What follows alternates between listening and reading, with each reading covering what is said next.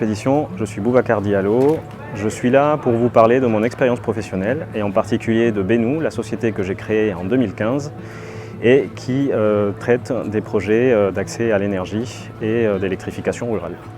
Je suis arrivé là après un long parcours parce qu'avant de faire ça, j'étais plutôt dans le domaine financier. J'ai passé une dizaine d'années dans la banque, chez HSBC, Société Générale. C'est vers la fin de mes années en banque que j'ai commencé à avoir le déclic de me dire que en fait, l'activité que je faisais n'avait aucune valeur ajoutée et je ne voyais pas l'impact de mon métier. Je me suis pas mal interrogé sur qu'est-ce que j'étais en train de laisser pour les générations futures, entre guillemets. Les générations futures proches de moi, c'était mes enfants. J'avais envie de m'engager dans quelque chose qui était plus porté sur le climat et sur le développement du continent africain. Alors l'activité de Benou repose sur deux piliers. D'un côté, on fait du développement de projets énergie renouvelable pour des entreprises. Et pour le faire, en fait, on travaille avec des collectivités territoriales particulièrement.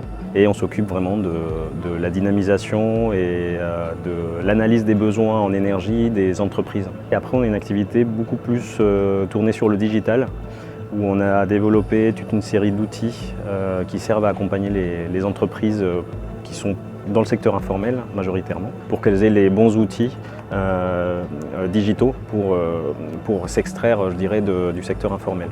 Globalement, on est très fiers de tous nos projets, mais après, si je dois en retenir un dont je suis vraiment fier et on a vraiment réussi à faire quelque chose, c'est le tout premier qu'on a lancé au Togo en 2016, un projet dans lequel on déployait des kiosques, des petites boutiques solaires qui étaient mises à disposition d'entrepreneurs locaux. On a vraiment vu comment concrètement on contribue à la création de richesses dans un lieu. Globalement, grâce à l'énergie solaire, aux équipements qu'ils avaient qui étaient en place et la digitalisation, elle faisait 3 fois plus de chiffre d'affaires que n'importe quel commerçant dans son territoire. Ça signifie aussi que derrière, il est en capacité de créer plus de richesses qu'il redistribue dans sa communauté. Donc ça, c'est vraiment un impact réel et visible facilement. L'Afrique de l'Ouest, c'est un territoire qui m'attire particulièrement. Mes parents, ils viennent de cette zone-là, ils sont guinéens et sénégalais. Les gens ne sont pas tant que ça dans l'extrême pauvreté, parce qu'il y a toujours un message africain qui passe de l'extrême pauvreté. Les gens ont des ressources, ils ont de la richesse, par contre, ils n'ont pas d'accès aux bonnes infrastructures. Alors pour moi, la partie de la transmission de connaissances, elle est clé et essentielle. À Sciences Po, j'ai un cours sur ça, c'est un cours d'une quinzaine d'heures où on parle du financement des entreprises en Afrique. Les étudiants travaillent sur des projets. Ils se mettent en situation de créer leur propre entreprise. 35%, c'est le pourcentage de gaspillage alimentaire qui n'est pas recyclé en moyenne par an dans le monde.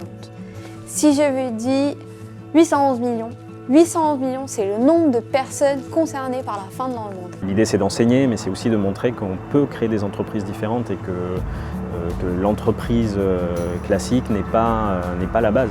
La base devrait être de l'entreprise sociale, responsable et avec une véritable raison d'être. Et je pense que c'est comme ça qu'on fait boule de neige. Lorsque vous faites des présentations avec les vidéos par exemple, faites très attention avec ça.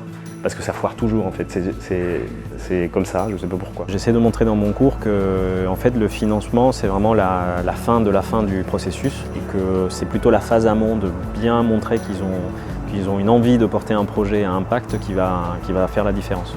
Et leur professionnalisme et leur capacité à s'organiser pour le porter. L'art du pitch entre guillemets est là aussi pour ça. Le fait de se montrer rassurant et très solide sur son truc, c'est pour en entonnoir, quand vous arrivez à la fin et que vous dites ce projet c'est un projet à 1,5 million, la personne qui est en face dit oui c'est un projet à 1,5 million bien entendu.